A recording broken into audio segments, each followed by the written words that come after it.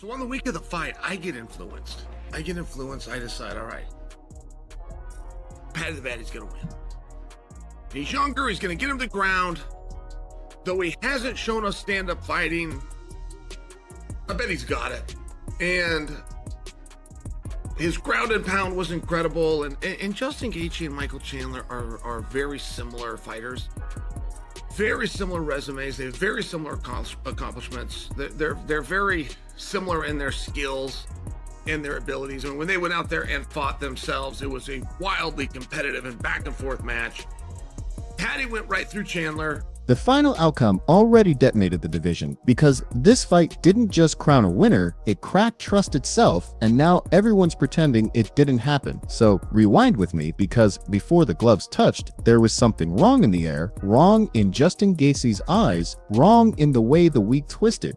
And you felt it too. Don't lie to yourself, because this didn't start in the cage. It started when anger stopped looking like focus and started looking like a warning nobody wanted to read. Guy is in the back and he's terrified and he's scared and he's thrown up in the trash can. Like that's gonna freak you out unless you find out that's what he does before every single fight.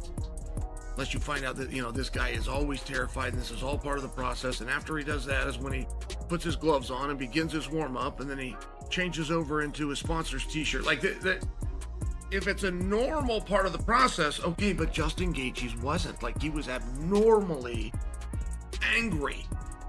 He was mad at everything. He was mad at his own friend Daniel Cormier. He was mad at media reporters were asking him about staph infections. He's upset about that.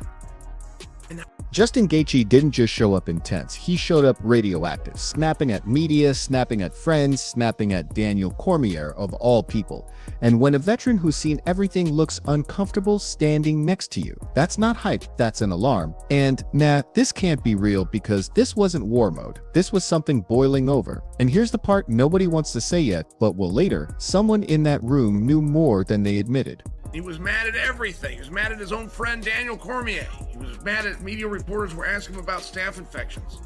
He's upset about that. And that was intriguing to me. I was interested in that. But I didn't know how that would go. I knew it was going to affect it. I knew it was going to be part of the story. Like, Gaethje's going to go have a really bad fight, and we're going to be able to talk about, well, all fight week, he seemed different. Or he's going to have a really good fight, and we're going to go, well, all fight week, man, that guy was pissed off. He was pissed off and angry, and he went and took out that energy, and he took it out on Paddy.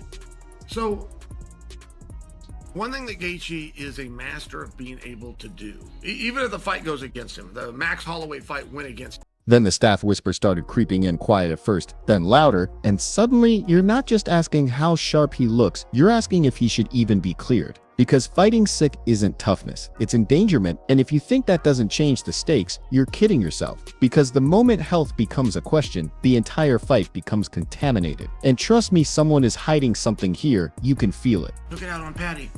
So, one thing that Gaethje is a master of being able to do, even if the fight goes against him, the Max Holloway fight went against him, but it was still Gaethje that decided where that fight took place.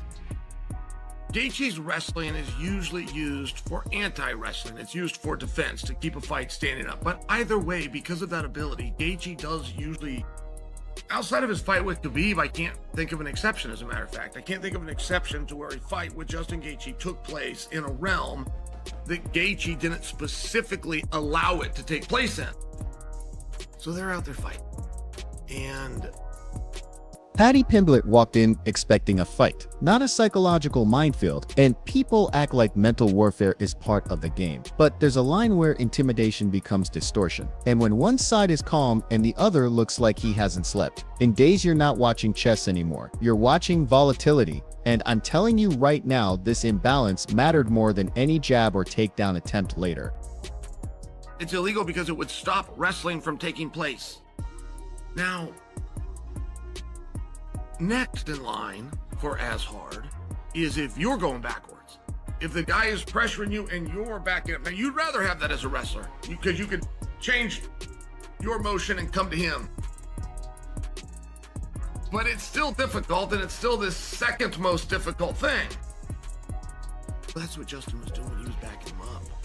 I mean, Justin just started coming forward. He just started coming forward like a Terminator.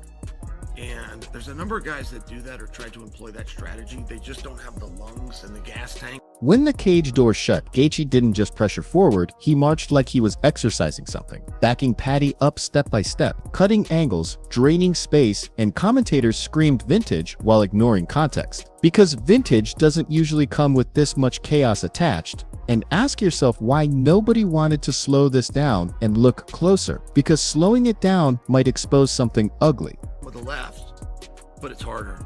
Paddy can still hit him with a cross, but it's harder. Paddy can still kick him, but it's not going to have the same power. It's one of these things, and the announcers were calling it vintage Justin Gaethje, or they were calling it the old Justin Gaethje.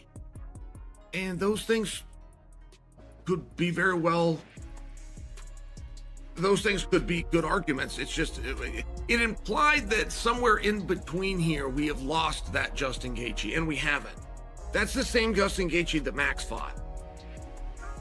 That fight was all about. Every exchange felt like it carried extra weight, not just damage, but intent. And you could see Paddy recalculating mid-fight, like something wasn't matching the prep, like the version in front of him wasn't the one promised all week. And that's when strategy becomes survival. And that's when the fight quietly stops being fair, even if the rules technically say it is. For example, I mean, there's a reason that Justin Gaethje got a title shot. There's a reason between the two options that Justin put forward, which is retire me, get me out of here, don't have me fight anyone at all, or give me a shot at the belt, let me show that I'm the best. There's a reason that the company chose to let him show that he's the best.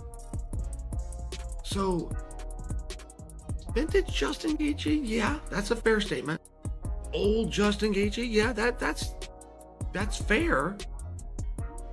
Same Justin Gaethje? Yeah, that looked like the same Justin Gaethje. He's going to walk you down. He's got good lungs.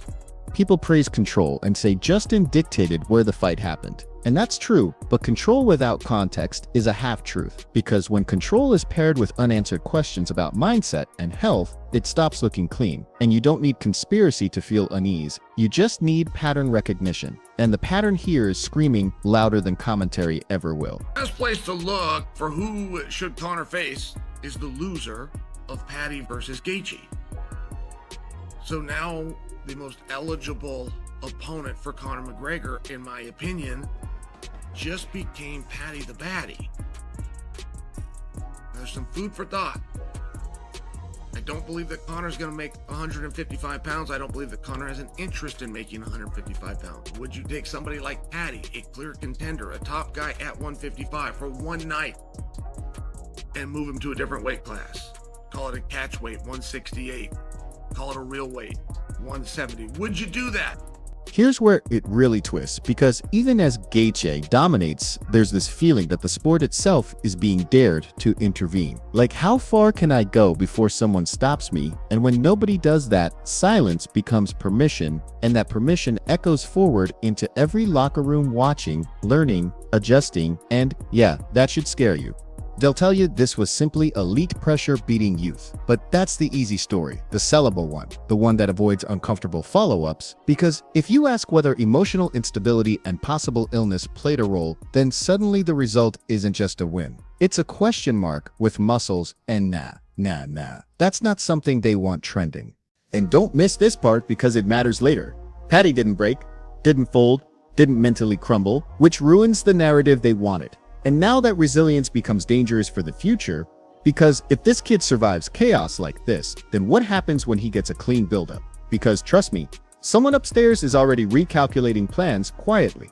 There's a reason post-fight conversations dodged specifics and leaned into legacy talk, because legacy language smooths over present messes. But legacies are fragile when built on unresolved doubt. And if you think this night won't be referenced again, you haven't watched this sport long enough, because this is the kind of fight people pull receipts from years later.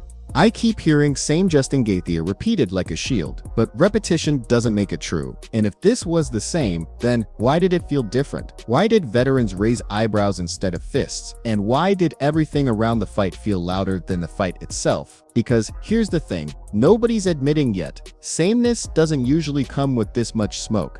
Now zoom out because the division felt this shift immediately. Contenders watching, matchmakers sweating, futures wobbling, because a win like this doesn't settle rankings. It destabilizes them. And when destabilization meets unanswered allegations, the next move becomes explosive. And I'm telling you, someone is about to get exposed or protected, and either way, it's going to be messy.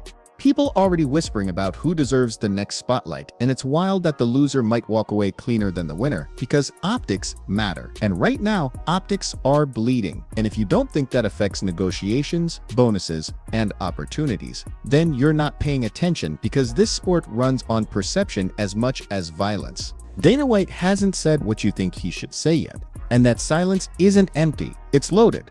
Because when answers are delayed, it's usually because the answer causes damage. And damage is exactly what this situation threatens. And yeah, I'm saying it out loud. This isn't done, not even close. And something big is being weighed behind closed doors right now. So don't relax, don't accept the highlight clips, don't let the narrative settle, because unresolved nights like this don't fade, they ferment, and when they resurface, they explode. And the scariest part isn't what we saw, but what we haven't been told yet, because this story is still breathing, still shifting, still dangerous, and if you blink, you're going to miss the moment it turns into something much worse. I keep circling back to the feeling that this wasn't just a fight night, but a stress test for the UFC's credibility, because when chaos gets rewarded and context gets buried, it teaches fighters that atmosphere matters less than outcome, and that idea sits heavy with me as a fan who's watched careers tilt on far smaller moments. My opinion hasn't softened with time. It's hardened, because the more I replay the week, the more it feels like warning signs were treated as promotional flavor instead of red flags. And when an organization that prides itself on control lets volatility steer the wheel, it risks normalizing behavior that should have been questioned loudly and immediately.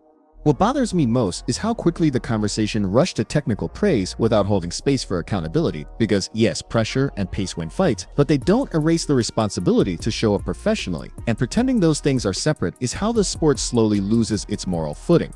I also can't ignore how silence after the fact feels louder than any post-fight interview, because when leadership doesn't clarify, it invites speculation, and speculation fills gaps with worst-case assumptions. And that's not fans being dramatic, that's fans responding to ambiguity that didn't need to exist. From my perspective, Paddy walking away with his stock intact, while questions cling to the winner, says everything about how narratives really work. Because skill earns respect, but conduct earns trust. And once trust cracks, it follows a fighter longer than any win streak ever will. I think people underestimate how much fighters in other locker rooms are watching this unfold, because precedent shapes preparation, and if the takeaway is that instability gets overlooked, then younger fighters may start thinking chaos is leverage instead of liability. There's also a personal disappointment layered in here for me, because Gaethje has always been framed as the honest brawler, the straightforward threat, and seeing that image clouded by unanswered questions feels like watching a favorite song remixed badly, recognizable but unsettling.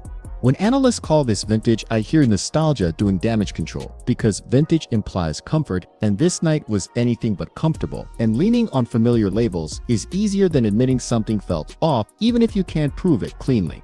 I don't believe every controversy needs punishment, but I do believe every controversy needs clarity, and what we got instead was a shrug wrapped in highlights, which leaves fans doing the work the organization should have done itself. The long-term risk, in my opinion, isn't one tainted win, it's erosion, because erosion happens quietly when small decisions stack, and one day everyone looks around wondering when the sport stopped feeling fair even when the rules say it is. I keep thinking about how differently this night would be remembered if officials had simply addressed concerns head-on, because transparency disarms rumors, and rumors are what turn moments into myths that spiral beyond control. Another thing that sticks with me is how quickly people move to "that's just fighting," because that phrase can excuse almost anything if you let it, and the line between toughness and recklessness disappears fast when nobody wants to be the bad guy. From a fan standpoint, I'm not angry as much as I'm uneasy, because unease means you care enough to notice shifts, and this shift felt like the sport leaning toward convenience over consistency. I also wonder how much pressure matchmakers are under now, because booking the next move means choosing between momentum and messaging, and whichever they choose will quietly answer what the UFC values more right now. It wouldn't shock me if this fight becomes a reference point years from now in debates about standards, because those debates always start with "remember when," and this night already feels like it's halfway to that phrase. My honest opinion is that the division didn't get clearer after this fight. It got foggier, and fog is dangerous in a sport that thrives on defined paths and earned shots. Even if nothing official ever comes of it, the aftertaste remains, because fans remember how things felt, not just what was announced, and feelings shape loyalty more than press releases ever could. I still enjoy the violence, the skill, the drama, but moments like this remind me that the framework holding it all together matters just as much as the action inside the cage. If the UFC wants nights like this to be remembered cleanly, they'll need to confront discomfort faster, because avoidance doesn't make issues disappear, it just delays the fallout. And as it stands now, my opinion is simple but unresolved. This story doesn't feel finished. The implications are